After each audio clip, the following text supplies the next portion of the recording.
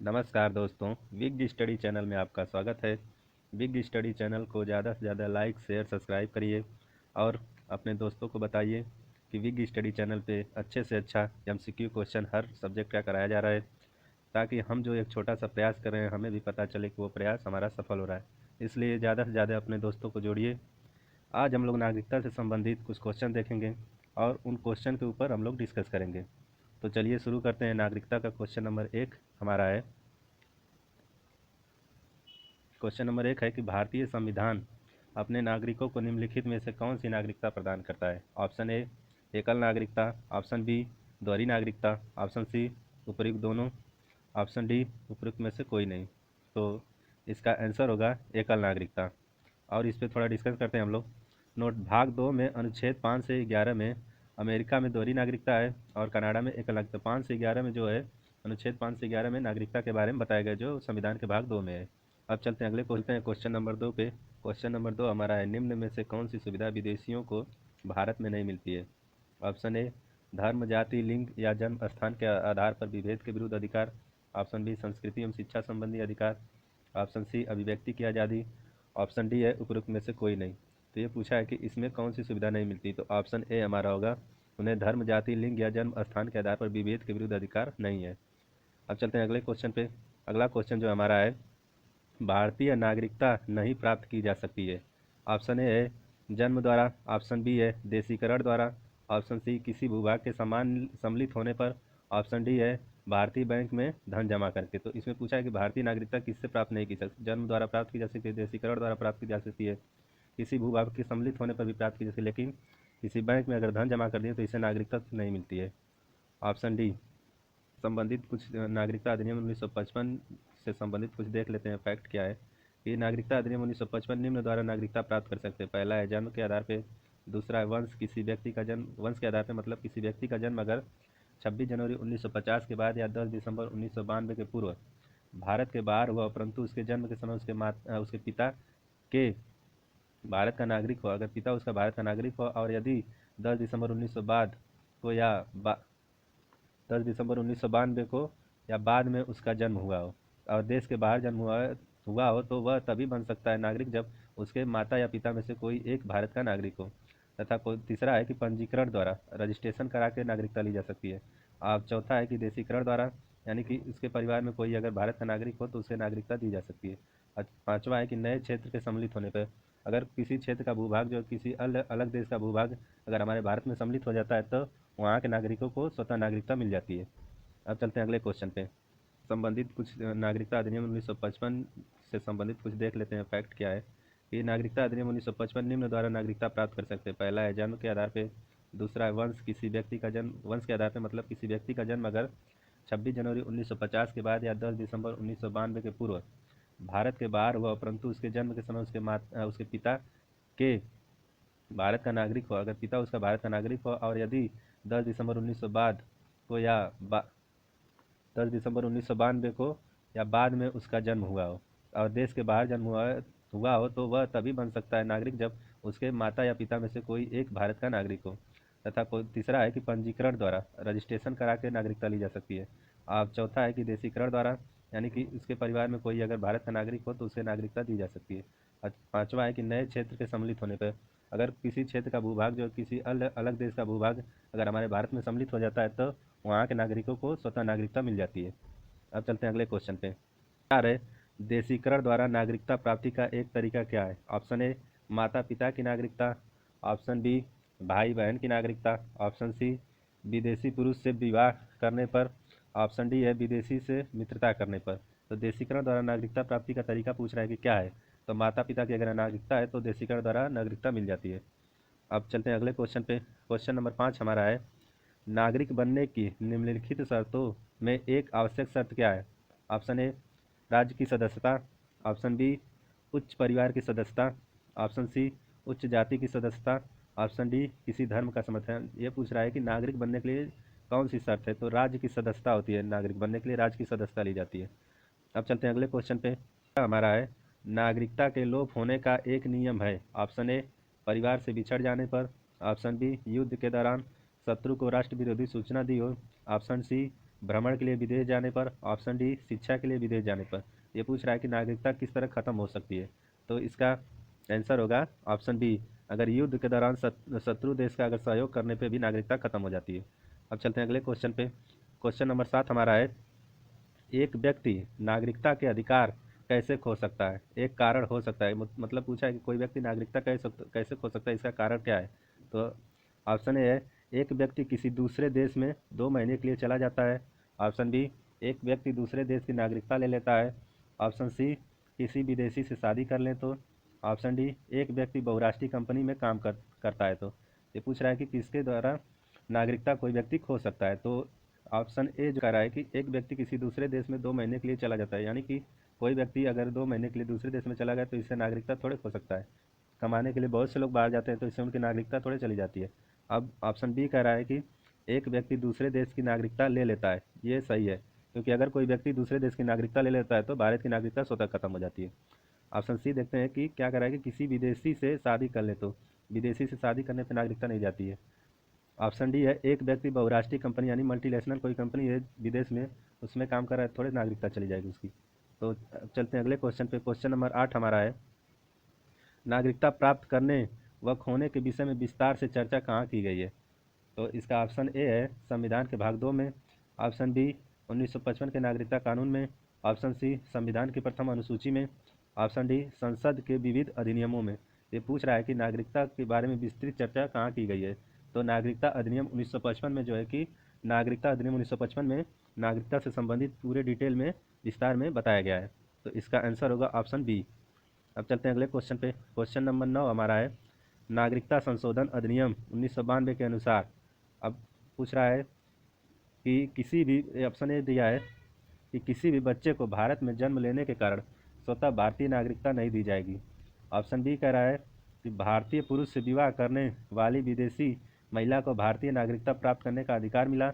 Option C, Bharat के बाहर पैदा होने वाले बच्चे को यदि उसकी माँ भारतीय है तो उसे भारतीय नागरिकता प्राप्त होगी। तो ये कह रहा है कि नागरिकता संशोधन अधिनियम जो 1992 हुआ तो उसमें क्या क्या संशोधन किया गया। तो कह रहा है कि किसी भी बच्चे को भारत में जन्म लेने के कारण स्वतः नागरिकता नहीं दी जाएगी। तो ये सही है, क्योंकि किसी भी बच्चे को भारत में जन्म ले लिया तो उससे उसके नागरिकता थोड़ी मिल जाएगी। अगर कोई विदेशी आया है हमारे देश में घूमने फिरने के लिए, अगर कोई उसे बच्चा पैदा हो गया तो इससे उसे नागरिकता थोड़ी मिल जाएगी, वो तो विदेशी ही रहेगा। ऑप्शन बी कह रहा है कि कोई भी विदेशी महिला है जो कि भारतीय पुरुष से विवाह कर ले तो क्या उसे नागरिकता प्राप्त हो सकती है। तो ये ऑप्शन भी सही है, क्योंकि कोई भी महिला अगर भारतीय पुरुष से विवाह करती है तो उसे रजिस्ट्रेशन के द्वारा नागरिकता मिल सकती है। ऑप्शन सी कह रहा है कि भारत के बाहर पैदा होने वाले बच्चे को यदि उसकी माँ भारतीय है तो उसे भारतीय नागरिकता प्राप्त होगी। तो ऑप्शन सी भी सही है, अगर कोई महिला है जिसका बच्चा विदेश में पैदा हुआ और वो भारत की नागरिक है तो उसे नागरिकता दी जा सकती है। नौ का आंसर होगा डी। अब चलते हैं अगले क्वेश्चन पर। कह रहा है कि कितने वर्षों तक लगातार बाहर रहने पर नागरिकता समाप्त हो जाती है। तो ऑप्शन ए है 3 वर्ष तक। ऑप्शन बी 5 वर्ष तक। ऑप्शन सी 7 वर्ष तक। ऑप्शन डी 9 वर्ष तक। ये पूछ रहा है कि कितने वर्षों तक अगर लगातार कोई, कि कितने वर्षों तक कोई भारतीय व्यक्ति जो है कि विदेश में लगातार रह गया तो उसकी नागरिकता समाप्त हो जाएगी। तो इसका आंसर होगा 7 वर्ष तक। अब चलते हैं अगले क्वेश्चन पे। अगला क्वेश्चन हमारा है कि निम्न में से किस स्थिति में किसी भारतीय व्यक्ति की भारतीय नागरिकता समाप्त हो सकती है। ऑप्शन ए है त्यागने पर। ऑप्शन बी प्रवासन पर। ऑप्शन सी वंचित किए जाने पर। और ऑप्शन डी उपयुक्त सभी। तो थोड़ा सा आप लोग वीडियो को पॉज करके कमेंट में आंसर देने का ज़रूर प्रयास करिए, क्योंकि इससे आपकी नॉलेज और अच्छी होगी। इसलिए अब चलते हैं इस क्वेश्चन पे। तो इसका आंसर होगा डी, उपयुक्त सभी। अगर कोई व्यक्ति अगर स्वतः नागरिकता त्याग देता है तब भी उसकी नागरिकता चली जाती है। परिवासन कहीं कहीं विदेश जाके बस गया और वहाँ की नागरिकता ले लिया तब भी उसकी नागरिकता चली जाएगी। वंचित किए जाने पर अगर युद्ध में विदेशी शत्रु देश की सहायता किया तब उसकी नागरिकता छीन ली जाती है। तो इस तरह इसका आंसर डी होगा। अब चलते हैं अगले क्वेश्चन पे। क्वेश्चन नंबर 12 हमारा है, भारतीय संविधान के अंतर्गत भारत के नागरिकों को वे कौन से अधिकार प्राप्त हैं जो गैर नागरिकों को नहीं। यानी कि पूछ रहा है कि भारतीय नागरिकों को कौन से अधिकार प्राप्त हैं जो विदेशियों को नहीं प्राप्त है। तो ऑप्शन है कुछ सार्वजनिक पदों की पात्रता। ऑप्शन बी है संसद व विधानमंडल के सदस्य होने का अधिकार, यानी कि सांसद और विधायक बनने की सदस्यता उन्हें प्राप्त है। कह रहा है कि आप सांसद और विधायक बनने की सदस्यता प्राप्त है। Option B. ऑप्शन सी है अनुच्छेद 15, 16, 19 पदार्थ द्वारा मौलिक अधिकार। ऑप्शन डी उपरोक्त में से सभी। तो ये कह रहा है कि कौन कौन से अधिकार भारतीय नागरिकों को प्राप्त है जो विदेशियों को नहीं प्राप्त है, जो भारत का नागरिक नहीं है। तो इसका कुछ सार्वजनिक पदों की पात्रता ये सही है, क्योंकि सार्वजनिक पद जो है कि भारतीय जो नागरिक है उसी उसी के द्वारा भरा जाता है।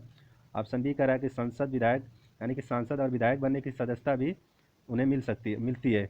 भारतीय नागरिकों विदेशी नागरिकों को सांसद और विधायक नहीं बनाया जा सकता, उसकी सदस्यता उन्हें नहीं मिलती है। और ऑप्शन सी कह रहा है कि अनुच्छेद 15, 16 एवं 19 द्वारा प्रदत्त मौलिक अधिकार, तो ये भी सही है। तो इसलिए इसका आंसर होगा ऑप्शन डी। और ये अनुच्छेद 15, 16 एवं 19 द्वारा मौलिक अधिकार में हम लोग आगे इन सब अनुच्छेद के बारे में हम लोग डिस्कस करेंगे। अब चलते हैं अगले क्वेश्चन पे। क्वेश्चन नंबर 13 हमारा है, भारत में एकल नागरिकता की अवधारणा अपनाई गई है। पूछ रहा है कि भारत में जो एकल नागरिकता दी जाती है, क्योंकि भारत में दोहरी नागरिकता नहीं है, एकल नागरिकता दी जाती है, जिससे कि अगर कोई व्यक्ति किसी विदेश की नागरिकता ले लिया किसी भी अन्य कंट्री की, तो उसकी नागरिकता स्वतः भारत की खत्म हो जाती है। अब चलते हैं ऑप्शन पे। ऑप्शन ए है इंग्लैंड से, ऑप्शन बी है यूएसए यानी अमेरिका से, ऑप्शन सी है कनाडा से, ऑप्शन डी रूस से। पूछ रहा है कि एकल नागरिकता की जो अवधारणा है वो किस देश से ली गई है, तो ये ली गई है इंग्लैंड से। अब चलते हैं अगले क्वेश्चन पे। क्वेश्चन नंबर 14 हमारा है, नागरिकता निम्न में से किन विधियों द्वारा प्राप्त की जा सकती है। अब जैसे कि 1, 2, 3, 4 करके दिया है, इसके बाद ABC में बताना है कि कौन कौन सा सही है। ऑप्शन ए, पहले देखते हैं क्या क्या दिया है। एक है जन्म के आधार पे, 2 है आनुवंशिकता, 3 है पंजीकरण द्वारा, और चौथा है अनुरोध द्वारा। ये पूछ रहा है कि किस किस द्वारा भारत की नागरिकता प्राप्त की जा सकती है। तो ऑप्शन ए में दिया है 1, 2 यानी कि जन्म और आनुवंशिकता के आधार पे। ऑप्शन बी में दिया है 1, 2, 3 यानी जन्म आनुवंशिकता पंजीयन द्वारा, और सी में दिया है 2, 3, 4 यानी कि आनुवंशिकता पंजीयन और अनुरोध द्वारा। तो इसका आंसर होगा ऑप्शन बी, 1, 2, 3 जन्म आनुवंशिकता पंजीयन यानी रजिस्ट्रेशन द्वारा, अनुरोध द्वारा नागरिकता नहीं मिलती है। अब चलते हैं अगले क्वेश्चन पे। क्वेश्चन नंबर 15 हमारा है, नागरिकता प्राप्त करने के लिए शर्तें निर्धारित करने वाला सक्षम निकाय कौन सा है। ऑप्शन ए है चुनाव आयोग, ऑप्शन बी राष्ट्रपति, ऑप्शन सी संसद, ऑप्शन डी संसद और विधानसभाएं। पूछ रहा है कि नागरिकता प्राप्त करने के लिए कौन सा निकाय सक्षम निकाय है, तो इसका आंसर होगा सी संसद। संसद जो है नागरिकता से संबंधित कानून बना सकती है, अनुच्छेद 11 में दिया है। अब चलते हैं अगले क्वेश्चन पे। क्वेश्चन नंबर 16 हमारा है, पाकिस्तान से आकर भारत में नागरिकता प्राप्त करने संबंधी प्रावधान वर्णन निम्नलिखित में से किस अनुच्छेद में वर्णित है। ऑप्शन ए है अनुच्छेद 6 में, ऑप्शन बी है अनुच्छेद 8 में, ऑप्शन सी है अनुच्छेद 9 में, और ऑप्शन डी है अनुच्छेद 11 में। तो इसका आंसर होगा जो है कि 16 का ऑप्शन ए। अनुच्छेद 6 में बताया गया है कि अगर पाकिस्तान से आकर भारत का नागरिकता प्राप्त करने संबंधी प्रावधान जो है अनुच्छेद 6 में दिया गया है। अब देखते हैं अनुच्छेद 8, 9 और 11 में क्या दिया है। तो अनुच्छेद 8 में दिया है कि भारत के बाहर रहने वाले भारतीय मूल के व्यक्ति की नागरिकता, यानी कि भारत के बाहर जो रह रहा है भारतीय मूल का है, उसकी नागरिकता के बारे में अनुच्छेद 8 में दिया है। अनुच्छेद 9 में दिया है कि किसी अन्य देश की नागरिकता स्वेच्छा से मतलब कि अगर कोई व्यक्ति किसी अन्य देश की नागरिकता ग्रहण कर लेता है तो उसकी नागरिकता भारत की खत्म हो जाती है, अनुच्छेद 9 में कहा। अनुच्छेद 11 में जो कहा गया है कि संसद को अधिकार है नागरिकता पे कानून बनाने का, तो इसलिए आंसर होगा ऑप्शन ए। अब चलते हैं अगले क्वेश्चन पे। Question number 17। क्वेश्चन नंबर 17 है, नागरिकता का अर्थ क्या है। तो एक है नागरिकों के पूर्ण सिविल एवं नागरिक अधिकार, 2 लोकसभा और राज्य की विधानमंडल में निर्वाचन का मताधिकार, 3 सांसद और विधायक बनने का अधिकार। तो इसमें बताना है कि कौन कौन से कथन सही है। ए में 1, 3, बी में 2, 3, सी में 1, 2, 3 और डी में 1 और 2। तो इसमें आपको बताना है कि कौन सा कथन सही है। तो इसका आंसर होगा 1, 2, 3 यानी कि तीनों सही है। ऑप्शन सी, क्योंकि नागरिकों को पूर्ण सिविल एवं नागरिक अधिकार भी प्राप्त हैं। लोकसभा और राज्य के विधानमंडल में मताधिकार मतलब वोट देने का भी अधिकार है। सांसद और विधायक बनने का भी तो अधिकार है, ये तो जानते ही। अब चलते हैं अगले क्वेश्चन पे। 18 कह रहा है कि कथन 1, वर्ष 2003 में भारतीय संसद द्वारा पारित कानून द्वारा 16 देशों में रहने वाले नागरिकों को दोहरी नागरिकता का प्रावधान किया गया 2003 में संशोधन करके। कथन 2 कह रहा है कि यह कानून उन्हें आर्थिक क्रियाकलापों में भाग लेने, मतदान करने या भारत की विभिन्न विधायी संस्थाओं के योग्य बनाता है। तो ऑप्शन देखते हैं। ऑप्शन ए है दोनों कथन सत्य है तथा कथन 2 कथन 1 का सही व्याख्या है। ऑप्शन बी कह रहा है कि दोनों कथन सत्य है तथा कथन 1 कथन 2 का सही व्याख्या नहीं है। ऑप्शन सी कह रहा है कि पहला कथन सत्य परंतु कथन 2 असत्य है। और ऑप्शन डी कह रहा है कि कथन 2 सत्य है परंतु कथन 1 असत्य है। तो इसका आंसर होगा 2 यानी कि बी, दोनों कथन सत्य है परंतु कथन 2 जो है कथन 1 का सही व्याख्या नहीं करता है, क्योंकि कह रहा है कि वर्ष 2003 में भारतीय संसद द्वारा पारित कानून द्वारा 16 देश में जो रह रहे हैं उन्हें नागरिकता दोहरी नागरिकता दी जाएगी, मतलब जहाँ रह रहे हैं वहाँ की भी नागरिकता हो सकती है और भारतीय मूल के भी नागरिक हो सकते हैं। और दूसरे कथन 2 में समझते हैं क्या कह रहा है कि कानून उन्हें आर्थिक क्रियाकलाप में भाग लेने, मतदान करने या भारत की विभिन्न विधायी संस्थाओं के योग्य बनाता है, यानी कि कानून उन्हें आर्थिक क्रियाकलापों जैसे कि इन्वेस्टमेंट करने, कोई बिजनेस करने का अधिकार देता है, कानूनी अधिकार है। और मतदान करने का भी अधिकार है। अब चलते हैं अगले क्वेश्चन पे। क्वेश्चन नंबर 19 हमारा है, भारत के नागरिकता अधिनियम में 2015 में हुए संशोधन में निम्न में से किसमें परिवर्तन नहीं किया गया? ऑप्शन ए है, भारत के प्रवासी नागरिकों को अब प्रवासी नागरिक कार्ड धारक कहा जाएगा। ऑप्शन बी है, प्रवासी नागरिकों के समान भारतीय मूल के व्यक्तियों को समझा जाएगा। ऑप्शन सी है, भारतीय मूल के नागरिकों को निर्वाचन में मत देने का अधिकार। और ऑप्शन डी है, भारतीय मूल के व्यक्ति को भारत आने के लिए वीज़ा नहीं लगेगा। तो इसमें कह रहा है कि इसमें संशोधन नहीं किया गया। तो पहले जो है कि भारत के प्रवासी नागरिकों को अब प्रवासी नागरिक कार्ड धारक कहा जाएगा। ये तो ऑप्शन सही है कि भारतीय मूल के जो नागरिक है उन्हें प्रवासी नागरिक कार्ड धारक कहा जाएगा। ये ऑप्शन सही है। ऑप्शन बी कह रहा है कि प्रवासी भारतीयों के समान भारतीय मूल के व्यक्ति यानी जो प्रवासी भारतीय एनआरआई होते हैं और भारतीय मूल के जो व्यक्ति होते हैं जो किसी देश के नागरिक हो जाते हैं वो भारतीय उनके पूर्वज कभी भारत के नागरिक थे, मतलब कि उनके पूर्वज दादा परदादा कोई भी भारतीय के नागरिक थे और वो विदेश में जाकर बस गए और उनका जन्म वहाँ, पालन पोषण शिक्षा सब कुछ वहीं हुई उनकी, तो उन्हें भारतीय मूल का नागरिक समझा जाता है। जैसे कि कमला हैरिस जो है हमारी अमेरिका के उपराष्ट्रपति जो है कि वो भारतीय मूल की नागरिक है। तो ये कह रहा है कि प्रवासी भारतीयों के समान उन्हें समझा जाएगा, यानी कि जो प्रवासी भारतीय एनआरआई होते हैं और भारतीय मूल को दोनों को समान समझा जाएगा। ऑप्शन सी कह रहा है कि भारतीय मूल के नागरिकों को निर्वाचन में मत देने का अधिकार है। और तो कह रहा है कि भारतीय मूल के नागरिकों को निर्वाचन में मत देने, जबकि ये अधिकार नहीं है। भारतीय मूल के जो व्यक्ति हैं वो निर्वाचन में मत देने का अधिकार नहीं है, केवल एनआरआईओ को है। ऑप्शन डी कह रहा है कि भारतीय मूल के व्यक्ति को भारत आने के लिए वीज़ा नहीं लगेगा। तो ये सही है, भारतीय मूल के जो नागरिक हैं उन्हें भारत आने के लिए वीज़ा की ज़रूरत नहीं है। तो इसका आंसर होगा ऑप्शन सी, इसमें संशोधन नहीं किया गया। अब चलते हैं अगले क्वेश्चन पे। क्वेश्चन नंबर 20 हमारा है, किस राज्य सरकार ने जनवरी 2020 में नागरिकता संशोधन अधिनियम यानी सीए के खिलाफ सुप्रीम कोर्ट में याचिका दायर की थी? ऑप्शन ए राजस्थान सरकार, option B Maharashtra, option C Kerala, option D Orissa. इसमें बताना है कि जनवरी 2020 में सीए के खिलाफ सुप्रीम कोर्ट में किस राज्य सरकार ने याचिका दायर की थी? तो इसका आंसर होगा ऑप्शन सी केरल सरकार। अब चलते हैं अगले क्वेश्चन पे। क्वेश्चन नंबर 21 हमारा है, निम्न में से किस स्थिति में भारतीय नागरिक को नागरिकता से वंचित नहीं किया जा सकता है? ऑप्शन ए आपातकाल के समय, ऑप्शन बी निर्वाचन के समय, ऑप्शन सी युद्ध के समय, ऑप्शन डी उपरोक्त में से सभी। तो इसका आंसर होगा उपरोक्त में से सभी। आपातकाल के दौरान भी किसी नागरिक की नागरिकता नहीं छीनी जा सकती, निर्वाचन के समय और युद्ध के समय भी नहीं छीनी जा सकती।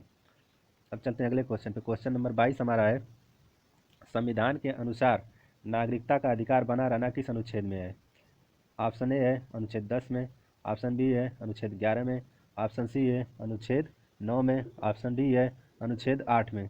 तो इसका देखते हैं ऑप्शन सही है, अनुच्छेद 10 द्वारा नागरिकता का अधिकार बना रहना ही नागरिकों का अधिकार है, अनुच्छेद 10 में बताया गया है, ऑप्शन ए। अब चलते हैं अगले क्वेश्चन पे। क्वेश्चन नंबर 23 हमारा है, संविधान में नागरिकता की परिभाषा किस अनुच्छेद में दी गई है? तो ऑप्शन ए है अनुच्छेद 5 में, ऑप्शन बी है अनुच्छेद 6 में, ऑप्शन सी है अनुच्छेद 8 में और ऑप्शन डी है इनमें से कोई नहीं। तो इसका आंसर होगा इनमें से कोई नहीं, क्योंकि संविधान के किसी अनुच्छेद में नागरिकता की परिभाषा नहीं दी गई है। जैसे राज्य की परिभाषा दी गई है वैसे नागरिकता की परिभाषा नहीं दी गई है। अब चलते हैं अगले क्वेश्चन पे। क्वेश्चन नंबर 24 हमारा है, 9 जनवरी को प्रवासी भारतीय दिवस मनाने की सिफारिश किस समिति ने की थी? ऑप्शन ए है लोढ़ा समिति ने, ऑप्शन बी है सिंघवी समिति ने, ऑप्शन सी है नरसिम्हन समिति ने और ऑप्शन डी है शिवरामन समिति ने। तो 9 जनवरी को प्रवासी भारतीय दिवस के रूप में मनाने की सिफारिश जो की थी वो की थी सिंघवी समिति ने। ऑप्शन बी इसका सही होगा। अब थोड़ी सी समितियों के बारे में हम लोग देखते हैं कि लोढ़ा समिति जो है 2013 में बनी थी तथा इसने रिपोर्ट अपनी 2015 में दी थी। इसका मुख्य उद्देश्य जो था बीसीसीआई में सुधार, जो सट्टेबाजी हो रही थी आईपीएल में उसमें सुधार से संबंधित लोढ़ा समिति ने रिपोर्ट दी थी। लोढ़ा समिति ने आईपीएल में सट्टेबाजी से संबंधित सुधार के लिए अपनी रिपोर्ट पेश की थी। अब दूसरा देखते हैं नरसिम्हन समिति। नरसिम्हन समिति जो बनी थी 1991 में बनी थी, यह बैंकिंग क्षेत्र में सुधार से संबंधित थी। और देखते हैं कि शिवरामन समिति 1979 के अनुशंसा पर ही यानी सिफारिश पर ही नाबार्ड की स्थापना जो है कि 1982 में की गई थी। नाबार्ड जो है ग्रामीण ऋण तथा सहकारी बैंकों के पुनर्वित्तीय सहायता के लिए बनाया गया था।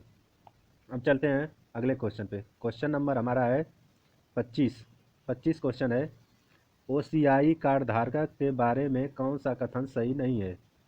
ऑप्शन ए, ओसीआई कार्ड धारक को राजनीतिक अधिकारों की समानता होती है। ऑप्शन बी, उसे भारत में रहने के लिए स्थानीय पुलिस के रजिस्ट्रेशन से छूट मिलती है। ऑप्शन सी है, वह पूरा जीवन बिना वीजा के भारत की यात्रा कर सकता है। ऑप्शन डी है, ओसीआई कार्ड पाकिस्तान एवं बांग्लादेश के नागरिकों को छोड़कर सभी को दिया जाता है। ओसीआई कार्ड धारक के बारे में थोड़ा समझते हैं कि ओसीआई कार्ड धारक क्या होते हैं। समझते हैं। ओसीआई कार्ड धारक विदेशी नागरिक होते हैं। ये साधारणतः इनका निवास विदेश में ही होता है तथा ये विदेश के ही नागरिक होते हैं, लेकिन पहले ये भारत के, मतलब इनके परिवार में कोई पूर्वज भारत के रहे होंगे। हाँ, तो ऑप्शन ए कह रहा है कि ओसीआई कार्ड धारक को राजनीतिक अधिकारों की समानता होती है। ऑप्शन बी कह रहा है उसे भारत में रहने के लिए स्थानीय पुलिस के रजिस्ट्रेशन से छूट मिलती है। ऑप्शन सी कह रहा है कि वह पूरा जीवन बिना वीजा के भारत की यात्रा कर सकता है। ऑप्शन डी कह रहा है ओसीआई कार्ड धारक जो होता है पाकिस्तान एवं बांग्लादेश के नागरिकों को छोड़कर सभी को दिया जाता है। तो ये पूछ रहा है कि कौन सा कथन सही नहीं है। तो इसका आंसर होगा ऑप्शन डी, ओसीआई कार्ड धारक पाकिस्तान एवं बांग्लादेश के नागरिकों को छोड़कर सभी को दिया जाता है। ये गलत है। और यह सब ऑप्शन ए बी सी तीनों सही है। ओसीआई कार्ड धारक राजनीतिक अधिकार की समानता होती है। उसे भारत में रहने के लिए स्थानीय पुलिस के रजिस्ट्रेशन से छूट मिलती है। वह पूरा जीवन बिना वीजा के भारत की यात्रा कर सकता है। अब चलते हैं अगले क्वेश्चन पे। क्वेश्चन नंबर 6 है, प्रवासीय भारतीय नागरिक किसे कहते हैं। ऑप्शन ए, नागरिकता अधिनियम 1955 के प्रवासीय भारतीय नागरिक के रूप में दर्ज कोई व्यक्ति। ऑप्शन बी, गृह मंत्रालय द्वारा 2002 के बाद से पीआईओ कार्ड धारक के रूप में दर्ज कोई व्यक्ति। ऑप्शन सी कह रहा है एक विदेशी नागरिक जो कि 26 जनवरी 1950 को भारत का नागरिक होने की योग्यता रखता हो। ऑप्शन डी कह रहा है ए और सी। तो पीआईओ कार्ड धारक वो कार्ड धारक होता है, ये भारत के नागरिक नहीं होते। पीआईओ कार्ड धारक जिन्हें जारी करता है ये भारत के नागरिक नहीं होते हैं। ये वे व्यक्ति होते हैं जो स्वयं या जिनके पूर्वज भारत के नागरिक रहे हैं, किंतु वर्तमान में ये किसी अन्य देश के नागरिक हैं। उन्हें 15 वर्षों तक वीजा की जरूरत नहीं होती है भारत आने के लिए, तथा एक यात्रा के दौरान 180 दिनों तक विदेश क्षेत्रीय पंजीकरण अधिकारियों के पास पंजीकरण कराना, मतलब 180 दिनों तक विदेशी क्षेत्रीय पंजीकरण अधिकारी के पास पंजीकरण कराने की इन्हें आवश्यकता नहीं होती है, तथा भारत में कम से कम 7 वर्षों तक निवास के आधार पर इन्हें नागरिकता में रजिस्ट्रेशन के लिए सुविधा दी जाती है। यानी कि 7 वर्षों तक अगर भारत में निवास कर गए, रह गए 7 वर्ष तक भारत में, तो इन्हें नागरिकता के लिए आवेदन कर सकते हैं। ये नागरिकता के लिए आवेदन कर सकते हैं।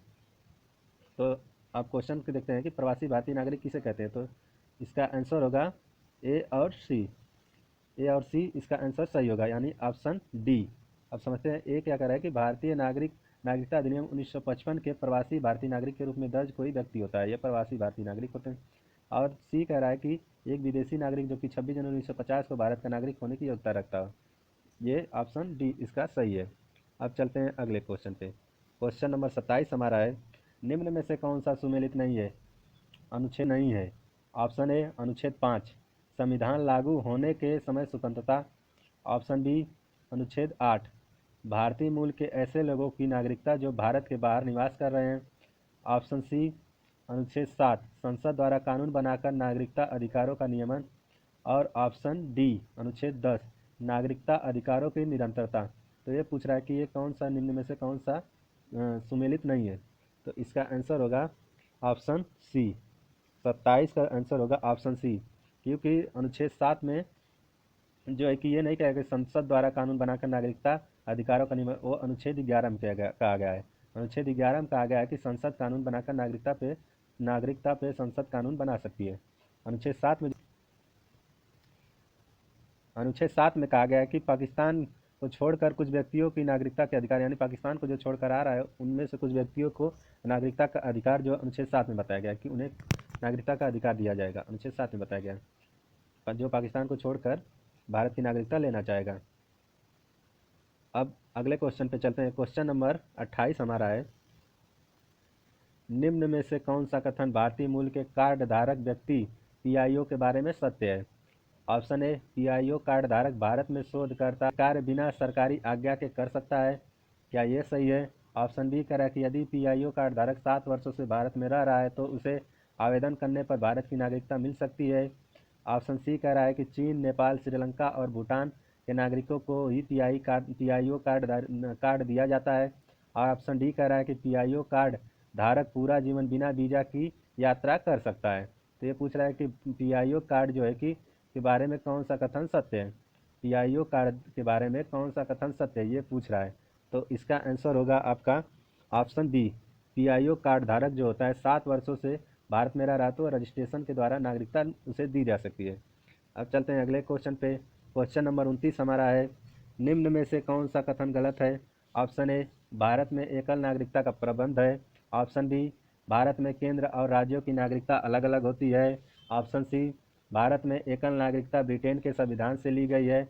ऑप्शन डी, एक व्यक्ति जन्म से भारतीय माना जाएगा यदि वह या उसके माता पिता अविभाजित भारत में पैदा हुए हों। ये पूछ रहा है कि इसमें कौन सा कथन गलत है।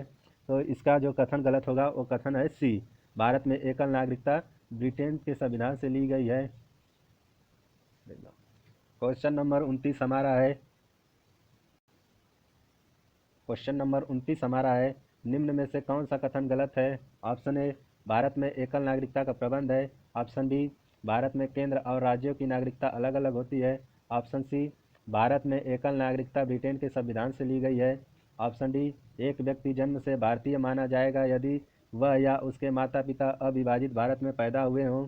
तो इसका कौन सा कथन गलत है। तो इसका कथन जो है गलत है, भारत में केंद्र और राज्यों की नागरिकता अलग अलग नहीं है, एकल नागरिकता भारत में है। अब चलते हैं अगले क्वेश्चन पे। क्वेश्चन नंबर 30 हमारा है, निम्न में से कौन सी सुविधा विदेशियों को भारत में नहीं मिलती है। ऑप्शन ए है धर्म, जाति, लिंग या जन्म स्थान के आधार पर विभेद के विरुद्ध अधिकार। ऑप्शन बी है संस्कृति एवं शिक्षा संबंधी अधिकार। ऑप्शन सी है अभिव्यक्ति की आज़ादी। ऑप्शन डी है उपरोक्त में से कोई नहीं। इसका आंसर होगा ऑप्शन डी, उपरोक्त में से कोई नहीं अधिकार विदेशियों को दिया जाता है। इस तरह हमारे 30 क्वेश्चन खत्म हो गए।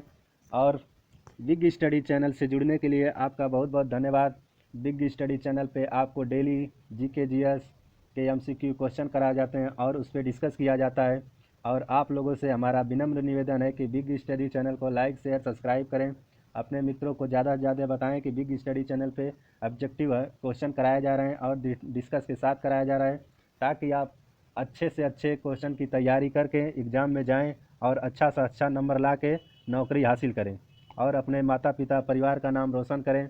आपका बहुत बहुत धन्यवाद बिग स्टडी चैनल से जुड़ने के लिए, और अपने मित्रों को ज़्यादा से ज़्यादा जोड़िए। आपका बहुत बहुत धन्यवाद होगा। नमस्कार, बिग स्टडी चैनल पे धन्यवाद।